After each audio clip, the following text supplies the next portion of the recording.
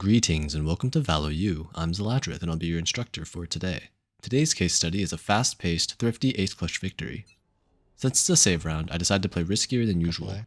My first gamble is that enemies will be looking A long and have no more than one player watching sewer, since we don't often peek it. I wait for the timing where I visualize that the most enemies will be looking away before I silent fast peek. However, I lose that gamble and have to pay 40 life for it, and smoke close to slow them down as I expect them to chase me sewer. Next, I try to double up with my jet, holding across long to try to get some kind of advantage on the push. Since the long footsteps are so close, and I see the enemy jet toss a smoke, I know she's going to dash in. If she peeks out of her smoke to fight while her teammates push long, then I can't see a way for us to get an advantage. Even if I try to trade my teammate, I'm probably outnumbered and outgunned if I swing long, so I prepare to abandon my teammate and look for other options. Seeing that she dashes in facing the right side, I silently follow her into her smoke to simultaneously break sightline from the enemy footsteps coming up sewer that could shoot me in the back, while getting a free reposition to backside, which will be surprising since it's so far from my last known location. I feel like it would take too long to run out through the smoke backside to trade, and any other exit of the smoke would expose myself to their teammates, so I play sneaky instead, and shift walk as close to backside as I can without stepping out of the smoke. I wait as long as I can before the smoke goes down to give Jet time to look away from my dead teammate before stepping forward out of the smoke and sidestepping to safety backside while I deadzone my headshot, since the boxes were blocking me from stepping out while I was in the smoke. Next, I gamble that I'll be immediately pushed from the left side, as I'll want to trade the jet and ensure that I can't circle around to kill their planter, so I don't bother reloading or trying to pick up Jet's gun. After that fight, I assume the planter will either hold the plant or immediately push my right side. While I want to get to one of the drop rifles, I know that I can't reach them without exposing myself to long and right side, so I give up on them as I reload. As I hear footsteps long, I decide to try to take the fight on the right first, whether it's an enemy sewer or the planter peeking, since if I stay still, then I can get surrounded, and if I peek left, I might be peeking into all three at once. I get lucky and there's no one there, and I quickly break the sightline from back sight by tucking in and using the center boxes as cover, from long, front sight, and back sight. Hearing the flash and footsteps, I gamble that KO will be fully distracted clearing back sight, so I commit to fighting anyone front sight and just gamble that sewer is completely clear. After all, if there was another enemy in sewer, I would have expected them to at least peek me by now in order to help their teammates who are so desperately trying to take the site.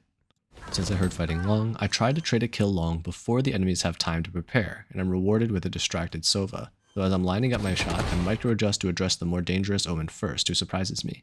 Notice that I don't wide swing here since I want to isolate fights and keep cover from KO near hell, but I do want to fight to eke out every little bit of numbers advantage that I can find. At this point my location is fully known and I'm extremely low on life, so I feel the urge to reposition to create some uncertainty that might let me find an advantage again. So I risk knife B hopping out since I know Sova's long and KO was last seen near hell. I prioritize repositioning since I hadn't yet realized all my teammates had died, without time to even glance at my minimap, so I'm still trying to stall for teammates to arrive by surviving as long as possible. Also, since of my gun disadvantage, less uncertainty and randomness would tend towards possibilities where they win. And, despite higher lower rule, as long as I can make them lose my position, they won't be able to effectively use numbers advantage on me until they find me again, which would be a 1v1 anyway.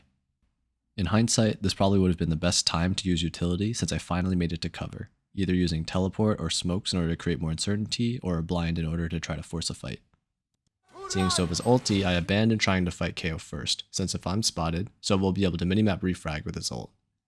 Hearing the plant tap again near the hell step, I assume the enemy KO will swing my right side as I strafe into cover to shield my left as quickly as possible to address all possibilities. Once the angle is broken, I decide to play the edge of my fog by pathing all the way around to long, and realized late that I could create even more chaos by leaving a smoke on site to make them think that I'm either sewer, in the smoke, or behind the smoke and circling. I think about weapon swapping since I'm at 4 out of 6 bullets, but decide that making noise is not worth the risk. Here I try to slice the pie, but I'm a bit nervous, so my crosshair placement is a tad off and my silent fast peek strafes are very small as I scale up long. I didn't notice my fade's damage called out in text chat at all, so I'm aiming for head here, but when I miss, I luckily hit Sova's body instead. I forget where the spike was planted in smoke default plant, since being able to tap or hold the spike will force KO to come into my smoke to check, or waste bullets on a spray giving me his location. Next, I finally manage to grab a rifle, though I accidentally break my crosshair placement even though I walk over it to pick it up. I silent B-hop for some additional speed since I know I'm extremely low on time, and it's relatively unlikely that KO peeks me here when he can play the spike instead. I didn't consciously register that KO was back sight from his knife trajectory or my allies' pings, so after clearing my right side, I decide to start loud running and gamble that he'll only swing me off the tap. I choose this gamble because there's no time nor method to clear or deal with his other possible locations effectively. However, my earlier silent b-hop speed is rewarded by unexpectedly reaching sight before the KO is ready, since he timed his flash thinking I was gun shift walking the whole time. So I'm accidentally rewarded with the thrifty ace clutch victory. In summary, constant repositioning is critical to ensure that you maintain defender's advantage. Even in the chaos of everything else going on, I tried to play with teammates or train them when I could, and made the most of their sacrifice by repositioning when I could not. I kept my gun out and ready as much as I could since I didn't want to take the risk or time of putting my gun away. I tried to surrender map control where they were strong, while taking map control where they were weak, to ensure that I couldn't easily get surrounded and to increase the chance of isolating duels. And since I was disadvantaged, I tried to create chaos to try to look into opportunities, though I could have done more with my utility once I made it to a safe location. That's all for today's lesson. If you have any questions, feel free to reach out to the lecturer or the TAs in the comments below. Thanks for attending, and we hope you enjoy your stay here at ValoU.